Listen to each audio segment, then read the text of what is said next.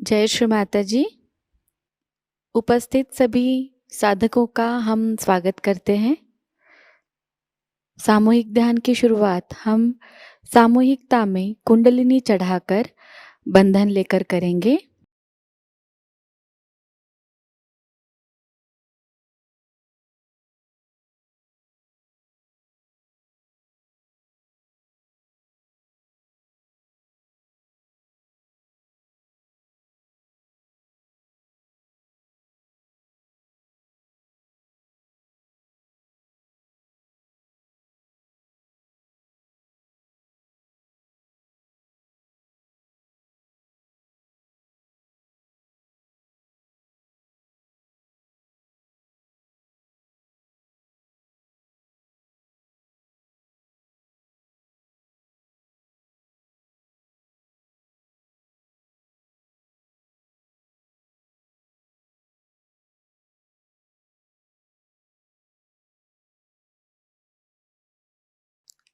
सामूहिकता में 3 महामंत्र और उसके बाद श्री गणेश मंत्र का पठन करेंगे।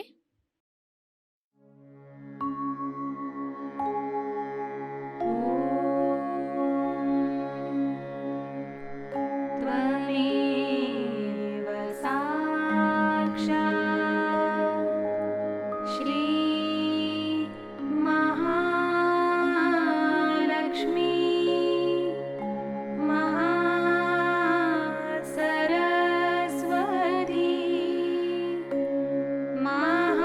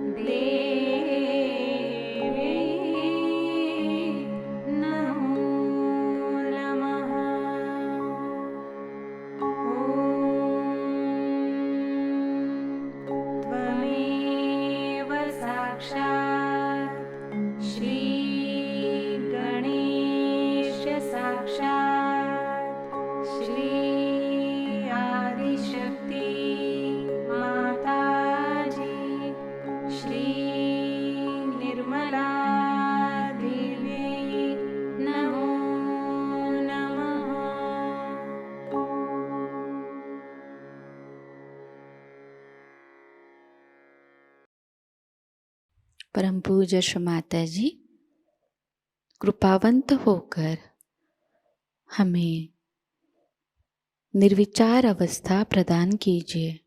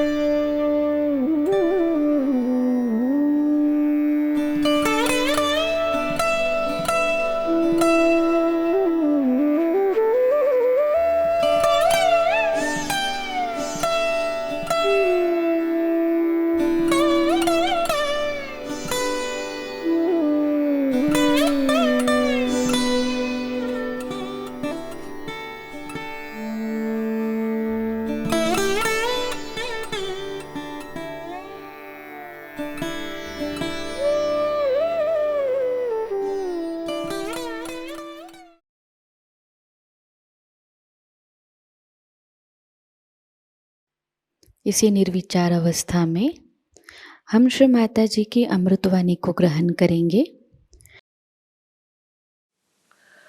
Today we have assembled here to worship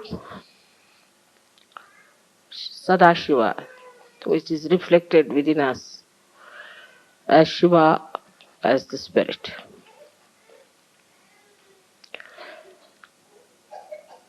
He is reflected in our heart. And as you have seen that the goal of our life was to achieve the state of spirit.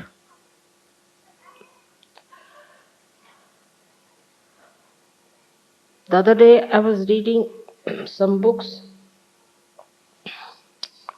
how it was done.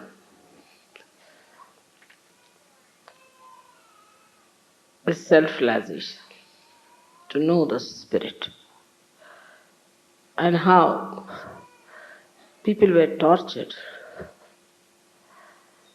First of all, they were asked to some or other deny, defy, and condemn their body. Now, if the body wants to have comfort, then it was said that first try to sleep on the carpet, not on the bed.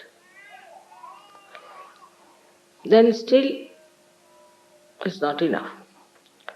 Then from the carpet you go to a mat. Still is not enough. Then from that you move down to the Mother Earth. Sleep on the Mother Earth. Still, if the body is not all right, then you start sleeping on the stone. But still Himalayas are far away because Shiva resides in Kailasha. So you go to Himalayas and sleep on the ice.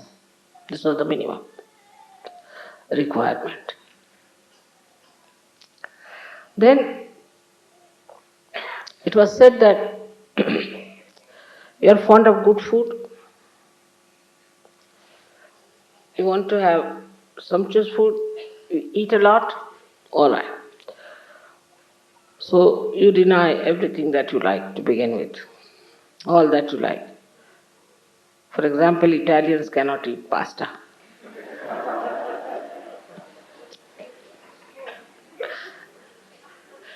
Then deny that. But that's not sufficient.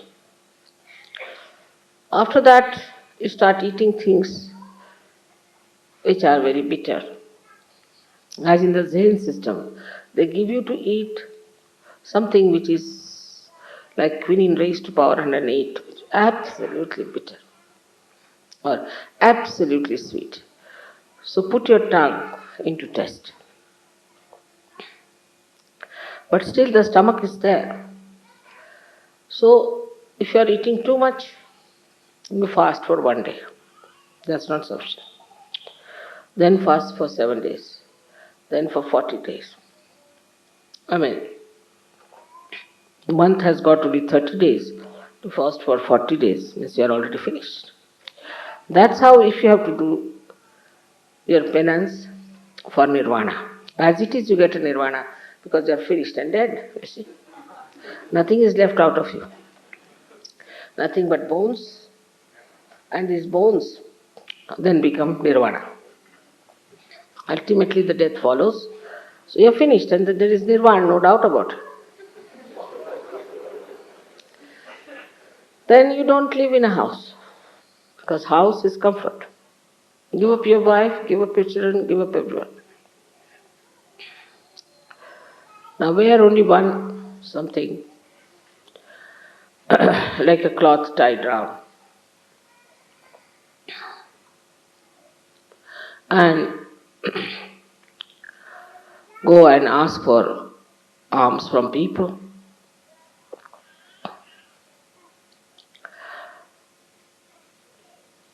With these clothes also, there is still problem. Because you are attached to your cloth. So you go to Himalayas where there is nobody to see you. Take out your clothes and in that cold you stay there completely shaky. Then you will get your nirvana. As it is, you get nirvana.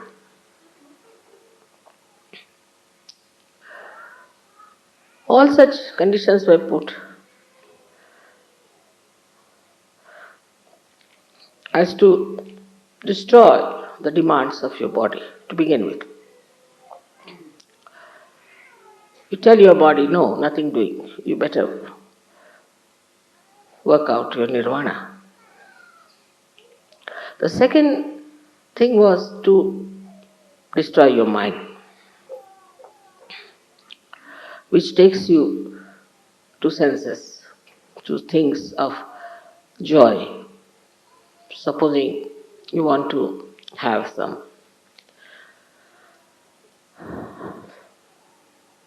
something very much. So, deny that.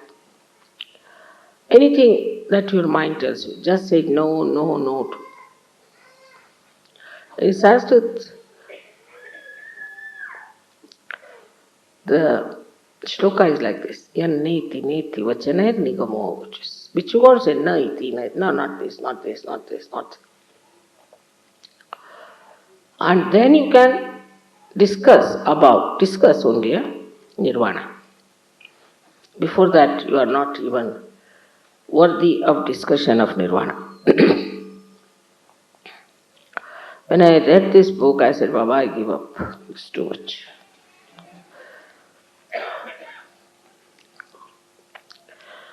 But in Sahajayoga, it's the other way round. Like building first, the pinnacle of the building, and then the foundation. Opening your sahasrara was the first thing was achieved.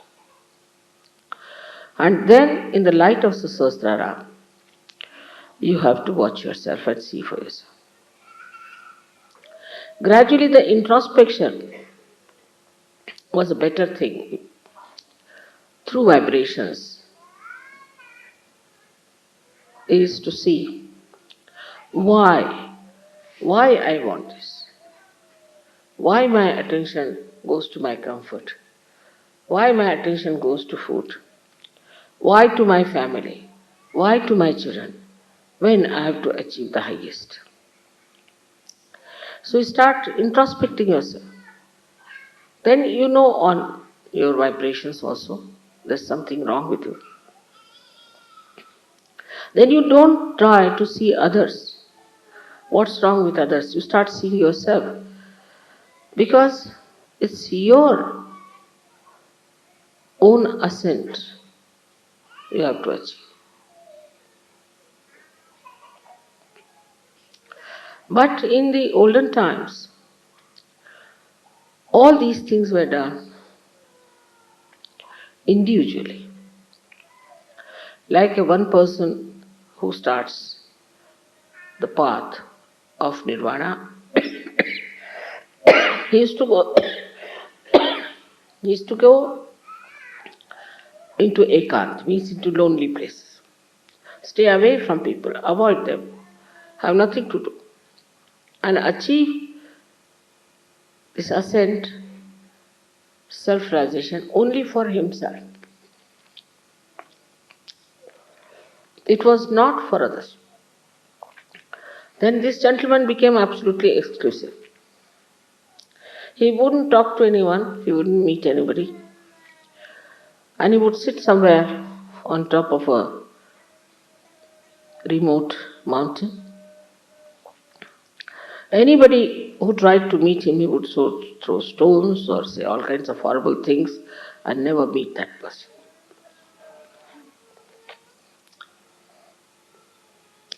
But Sahajayoga is not the same. Sahajayoga is the ascent of the whole. This kind of singular achievements did not lead people anywhere. Saints, of course, tried to talk to people, tell them about self-realization, about God, about righteousness, about various systems. But they too were regarded as something strange and were tortured and troubled. So, on the level of an individual ascent, they couldn't do anything for others except for talking about it, telling about it, till Sahajayoga came. Even the talking about it was prohibited. Till the 12th century in India, nobody talked about it to the public. It was all in Sanskrit, very difficult Sanskrit books, which were only available to few aspirants, was explained to very, very few even, amounting to few numbers of people. But giving realization was denied. It's only one master had one disciple. And all was the individual ascent, individual working up. Such a disciple was taken away from others and was kept in secret, worked it out on him, and just he may sing, he may write poems, he may talk about it, he might say what his joy is, but He had no right to give realization to anyone, neither he knew how to give realization. So now you see how far you have gone. You've got your realization without giving up much. You can work on a much wider scale. You can give realizations to others. You know about all the subtle knowledge about Sahajayoga. But today I am going to tell you something more which we have to know. It's very important to know because, as was described by people, that they practice Sahajayoga as they go to church,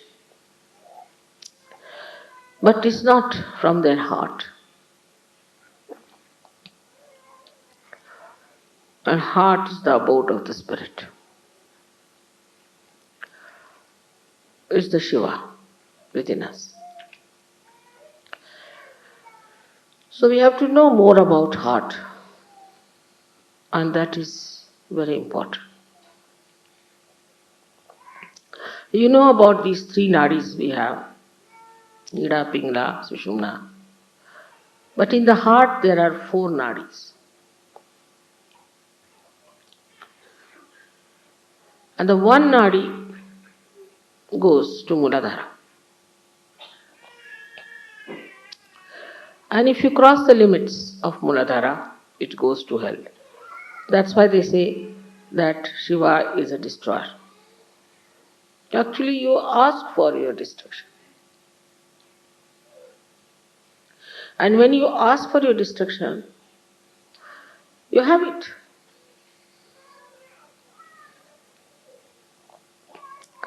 Even if it destroys anything, as I was telling, it's like when a fruit has to come, the petals look as if they are destroyed. As I have destroyed, I would say, many of your things, you can call it like your conditionings, your ego, your racialism, your fanaticism, all this has been destroyed in Sahajayoga. This has to be destroyed for the beauty to come out. So when your maryadas cross beyond a certain point, you go to your destruction. In four directions there are destructions built, as there are four nadis. So now what is to be done? How are we to stop this destruction of through the first nadi going to hell? One of the qualities of Shiva is that his innocence. He is extremely innocent. He is innocent like a child. His innocence personified. So we have to put our carnal desires, dissolve them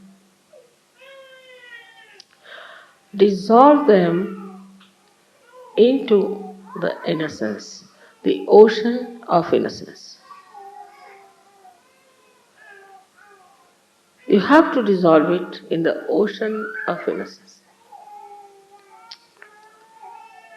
Innocence is something to be appreciated, to be understood, to be enjoyed. Like you see animals, they are innocent. You see children, they are innocent. Flowers, they are innocent. Divert your attention to all these things.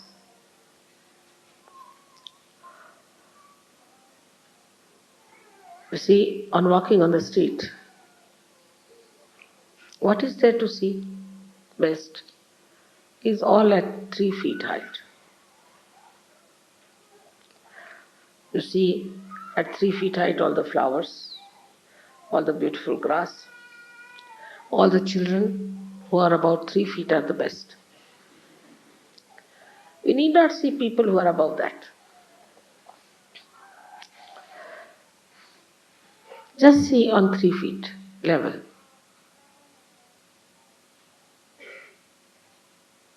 You can see the legs of somebody, that's all right. But you don't see the eyes of a person who are not innocent. So dissolve this desire into innocence. And this Muladhara, which is innocent, is not dead, finished, but is innocent. It is righteous. It is Sri Ganesha's qualities. It's pure. So even if you are in this world, even if you are living like a human being, even if you have children, still you are innocent.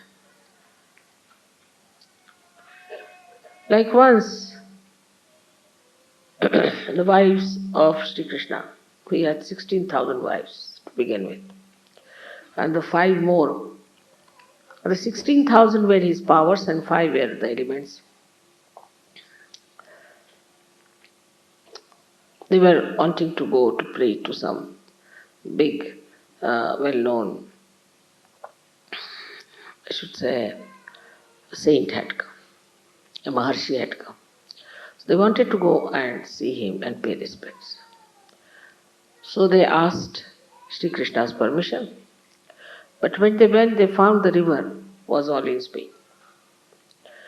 So flooded, they could not cross over. They came back, they said, how can we cross over this river? It's all in speed. So this Krishna said, all right, you just go and say, if Sri Krishna is Yogeshwar, and if he is absolutely innocent about sex, you go down. They said, how can we have so many wives? What is he talking about? So they went down and said this to the river. And the river went down. And they were surprised that this husband of ours is saying all these things.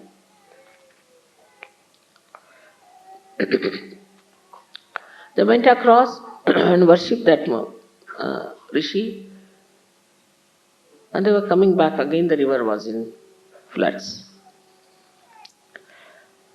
So they went back to the Rishi and said, now how are we to cross over because it's in floods? They said, how did you come? So they told the story of Sri Krishna. Now they had fed this Rishi with food and fruits and he had eaten such a lot. All right, you go and tell this river that this Rishi has not eaten at all anything. He said, how can it be just now you ate before us? He said, just go and see. They went back and told this to the river.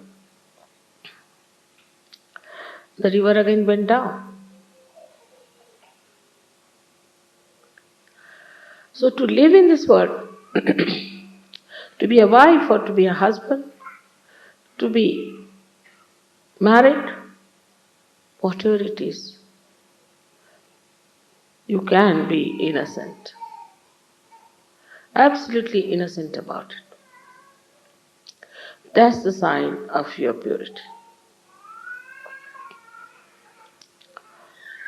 The second nadi, the second channel that can take you to destruction is desire.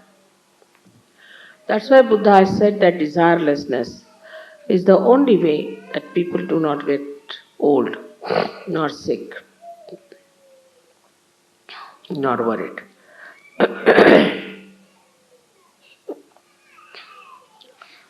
Now this desire that we have,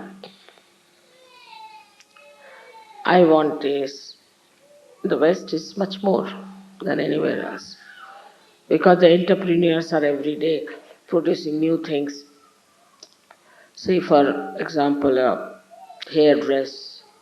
So the women want to buy this wig or that wig. It's my desire. I must have this wig to put on my head. The another one says, all right, I must have this one.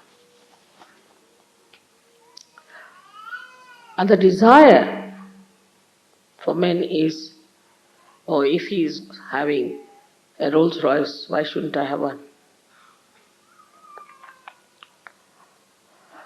They cannot enjoy somebody else's Rolls Royce. It should be your own, that I should have the possession. Desires can be of any kind, not only material. The desires could be also quite mental. I must possess this woman. I must possess this child.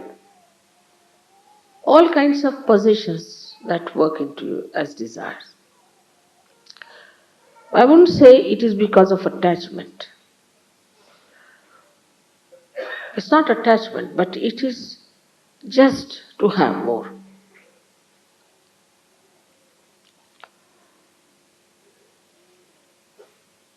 Go on adding up things, getting things.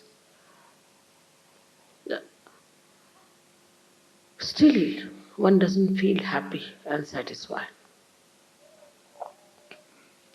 What is the reason for this kind of desire? Is that it's not pure desire. It's an impure desire. It's an impure desire. And when such a desire starts working, you can go any far. Like Saddam Hussein, like Hitler, like anything is nothing but absolutely desire beyond any limitations. You want to dominate others. Is also another desire.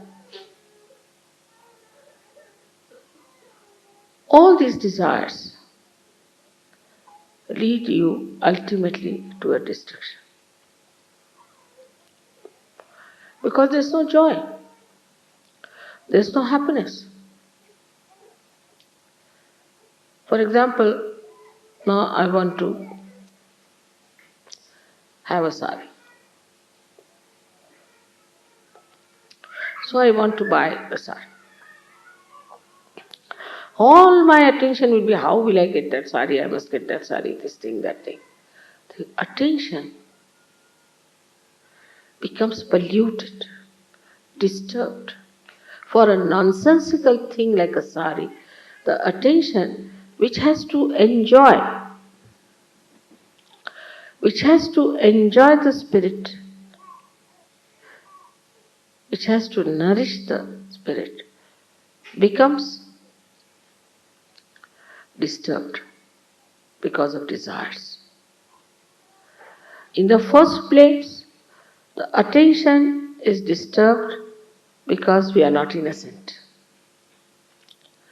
In the second place, the attention gets into turmoil because we have desire.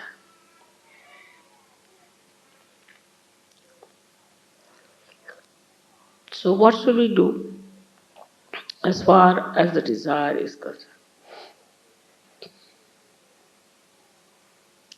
Desire for beautiful things. We can shift our desire, material desire, into aesthetics. I'll have one thing, but which is really aesthetically rich. Because that's the quality of Shiva, that he gives aesthetics to everything. Now, supposing this looks very plain, simple, and you may say that mechanical. But if it was Shiva's job, he would have done something beautiful about it. So the quality of Shiva is that he beautifies everything that is created by Brahmadeva, evolved by Vishnu. He is the one who does the subtle work of creating aesthetics. You see my photographs many a times with so many lights, this, that. It's all his job. He's doing it. He throws lights in such a manner.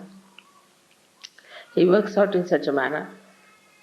Just he wants to convince you about me. It's his job.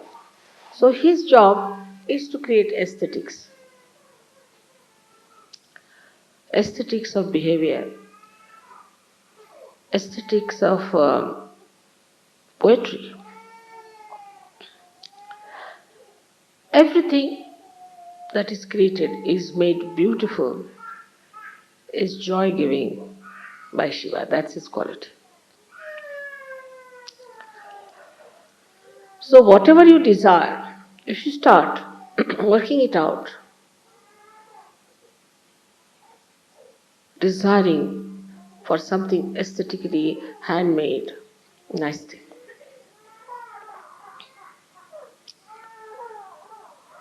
Gradually you will find you'll end up with vibrations. Because all beautiful things have vibrations. And to have the vibrations, you'll have to go to pure desire. So this desire, which is madness, which makes you mad, which is so much dull and boring, becomes pure desire because you have to dissolve all your desires into vibration. You start desiring nothing but vibrations after some. You will not buy anything which has no vibrations. You will not talk to a person who has no vibrations. If somebody has vibrations, you will just run away.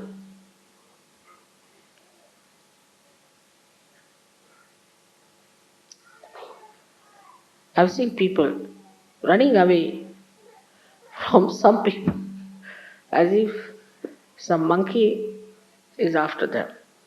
When I look around, I find there are people who are drunkard or somebody coming or something. They might have been drunkard themselves once upon a time. But now they run out. No, no, no, no. Not now. No, no more. We had 3-4 hippies to begin with who came with me to India. They are normal like you, they were become Sahajogis. And 4-5 hippies came to my program.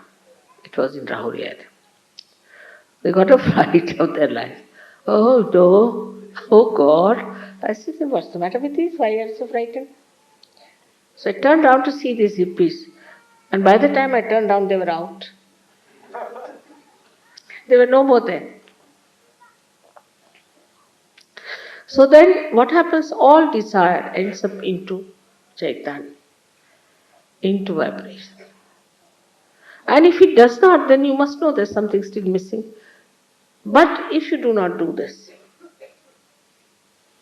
then you end up into your destruction. So to say that he is a destroyer is a very one-sided statement. He has both the powers. He has the power to give you vibrations. He gives you vibrations.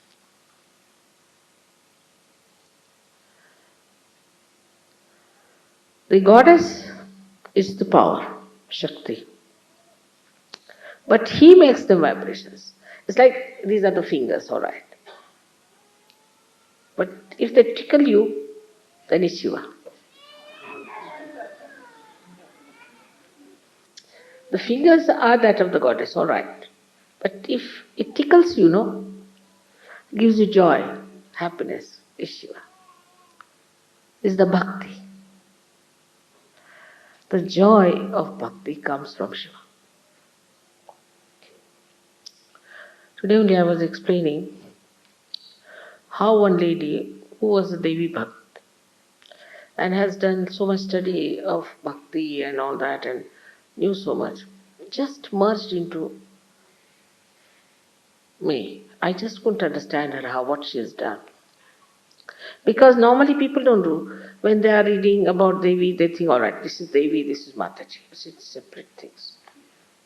They don't know they are reading about Devi. So she said, Mother, I just identify. It's written that how you are gentle. The goddess is gentle. How she touches me. How she looks after me. How her attention is on me. Like there's a sentence, Kataksha Kataksha Nirikshan. Every glance is an inspection. Not inspection, not a very good word, but Nirikshan means inspection, divine inspection. So all the time I feel that it's you are all the time. When I listen to music, I feel now, see, she's looking at me, she's feeling me, she's nourishing me. All the time I feel your love. That's how the bhakti comes in. So if you have vibrations, that doesn't mean that they are something dry. See? No. It means the joy of bhakti. Bhakti is, you call it adoration, this, that. But it's the ocean of love that is God. You just get drenched into it. There's no words to it.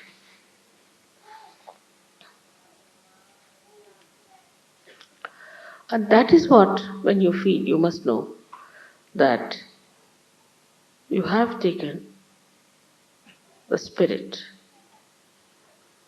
as a real connection between you and your mother or your father.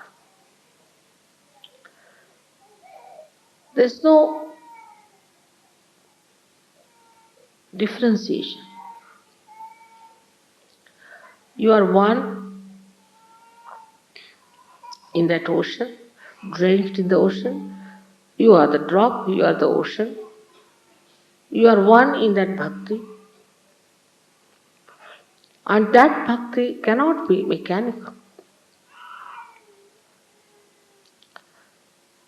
Because not man-made. So to enjoy Sahajayoga, you must know that it's not dry vibrations only, but it's the bhakti. That is the joy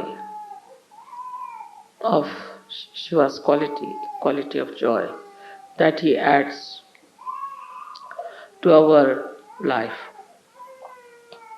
Everything seems to be surrounded, resounding, same thing, the joy.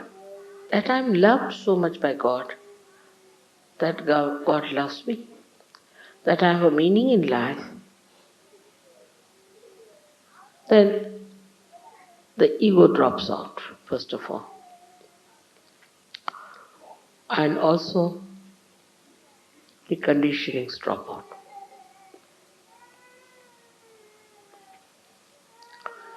Now the third nadi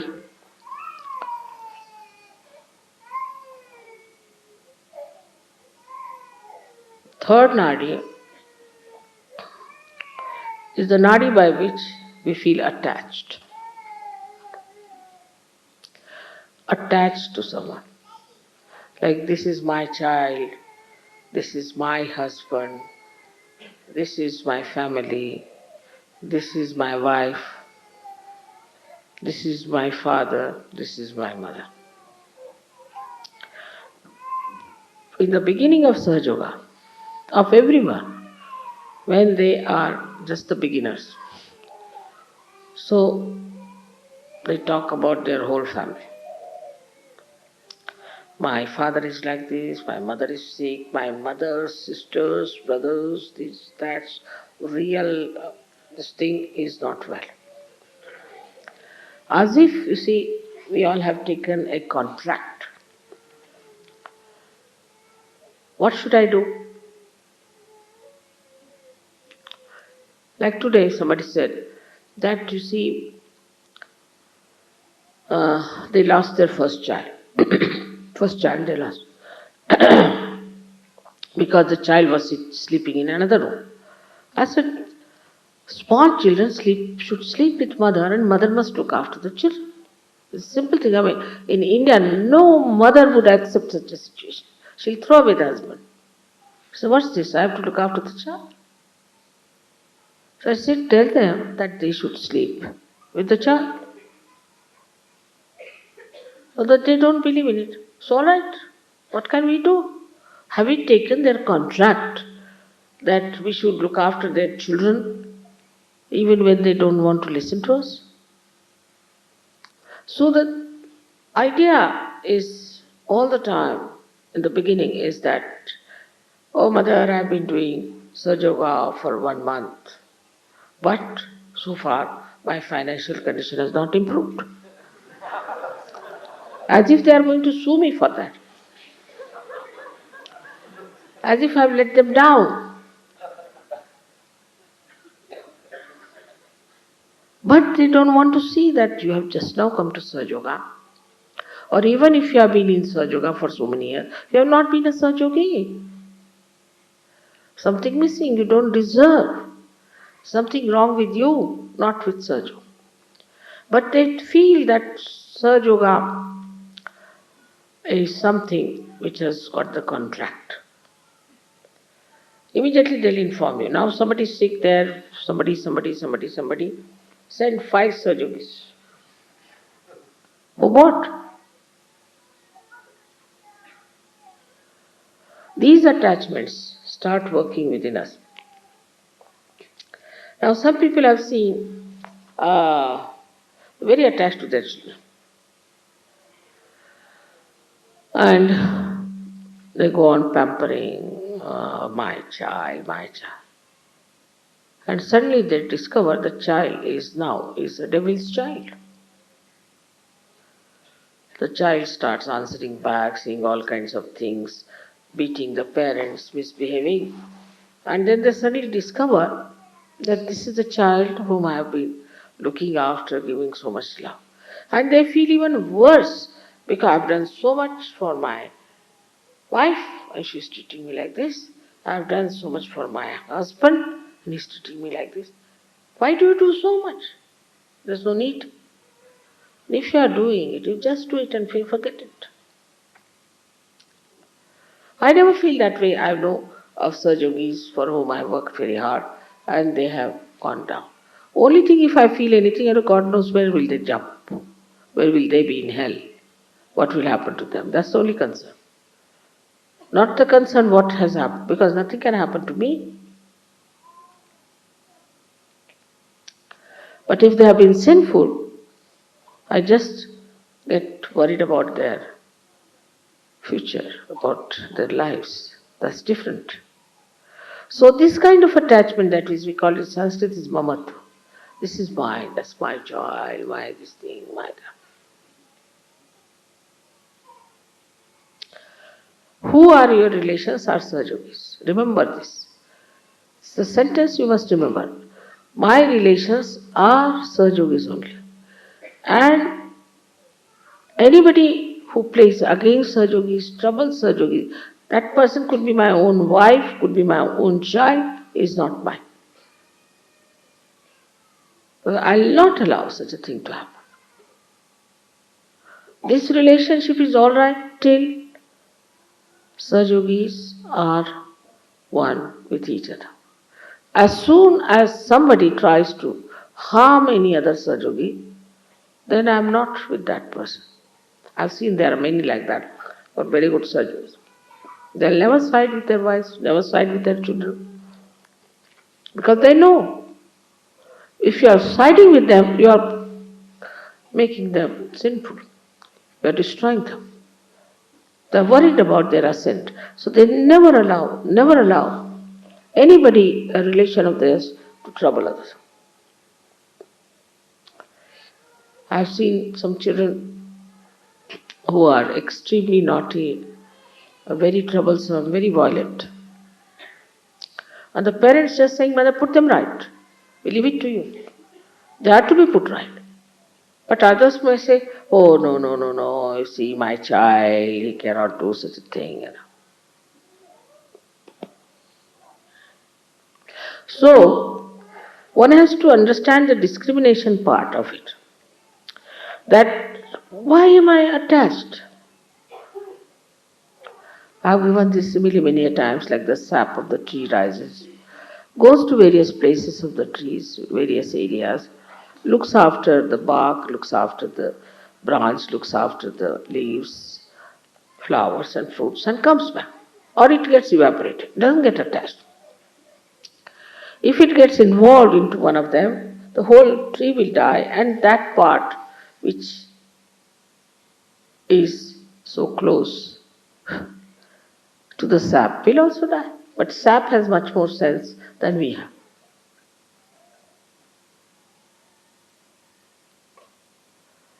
To them, husband so important. I mean, so many problems of husbands, wives, this, that.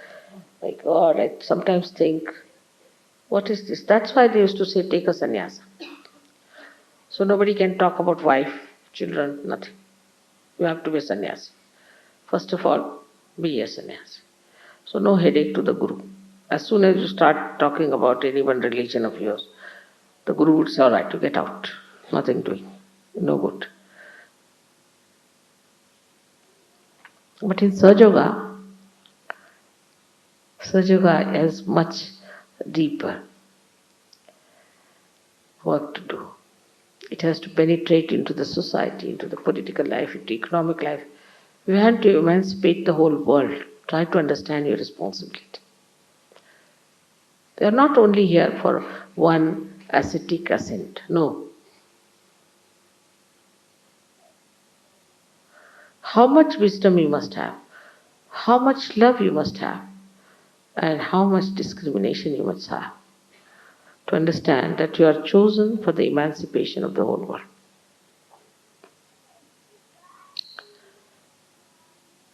So now this so-called limited love, what is the solution which takes you to destruction? Is the unlimited love. Because Shiva is nothing but love. He is love.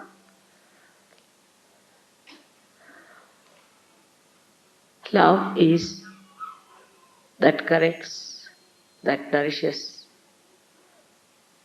that wants your benevolence. That's what Shiva is. It wants your benevolence. It looks after your benevolence. So when you are looking after the benevolence of others with love, then the whole life changes. The whole pattern changes. And you really enjoy it because you become one with so many, concerned with so many families, so many things, so many problems of others and us. So you just feel you are one with so many. Tasi, we have so many Sahajogis here today. First time when I came to Italy, I must tell you, I came with Christy, no, what's the name of Kurikos? Huh? Catherine. And was the only one who knew Italian. And we had told some newspaper to reserve some sort of a hall and advertise for us. Nothing was done. So when we came, we couldn't find anyone. So I went round with her to put the posters. But still nobody came. And today we are so many. But we must know that we are bound to each other by love. And the love that is for our benevolence, for our ascent. And then you just start enjoying everyone. Then you don't think what race you are, what country you are, what this thing you are, nothing. The surgery finished. So you become a universal being. And this attitude has to be achieved. When I hear that some Indian girls are tortured and troubled, I think, how can they do it? Or somebody who is a black skinned, they are tortured. Or some Indians are treating somebody because they are of low caste. It's not possible because we are all part and parcel of one body. We are all brothers and sisters, born of the same mother. But this is only possible when you dissolve that limited relationship of yours into this great unlimited ocean of love. Then only it is possible. And if it is not there, do not try to justify. Just watch yourself. See for yourself. Are you really in love with everyone? You see, I would say that all the time when I suppose to go for shopping, I just think, oh, this one will be nice for this one. That will be nice for that one. For myself, if you say, it's impossible for me to buy anything for myself. It's an impossible situation. Unless and it is absolutely immediate or some problem is there if I'm just without it. I won't even buy a drink for myself, even if I'm thirsty. Because the whole thing is the joy of others. Oh, this will be nice for that person. This will be good for that person.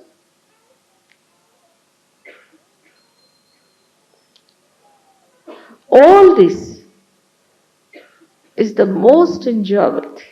I mean, why all this is for there? After all, think about yourself. Why am I here? I'm here to enjoy everyone. Everyone. They are all realized souls. Such beautiful lotuses. I'm not going to stoop down to the mud. Now I'm a lotus. That is the way you open the heart. The lotus of your heart. इसी अवस्था में हम कुछ समय निशब्द ध्यान में बैठते हैं।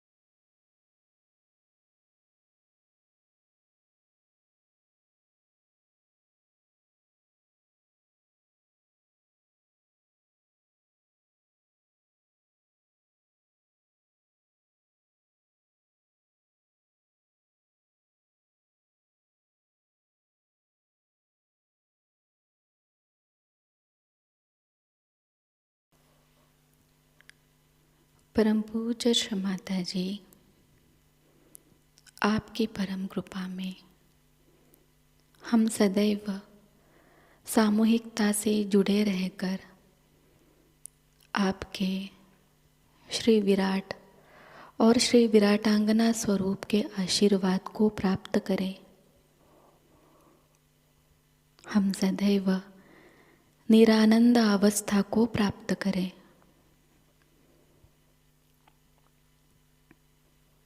श्री माताजी, आपकी परम कृपा में अपने प्रकाशित ज्ञान से अनन्य भक्ति में उतरकर हम सहयोग का प्रत्येक कार्य करें और उस कार्य को करते समय हम अकर्म अवस्था को प्राप्त करें।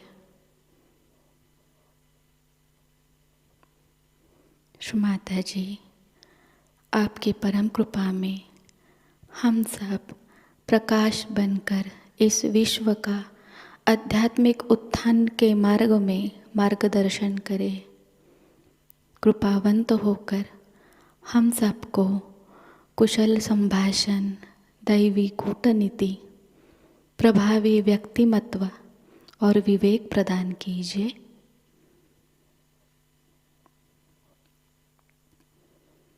श्री माता जी, आज का यह सामूहिक ध्यान हम आपके श्री चरणों पर समर्पित करते हैं। कृपावंत होकर हम सबको और इस विश्व को आशीर्वादित कीजिए। परम पूज्य श्री माता जी को प्रणाम करेंगे और सामूहिकता में कुंडलिनी चढ़ाकर बंधन लेंगे।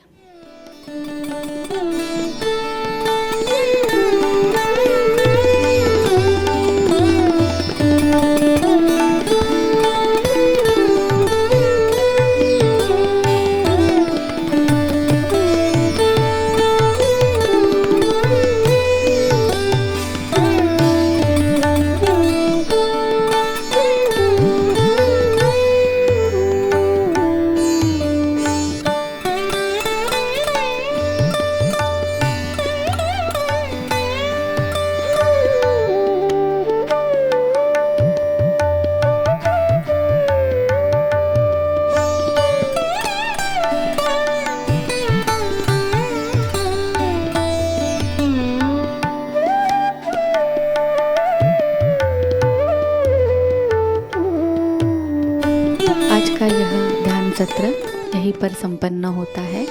जय श्री माता जी।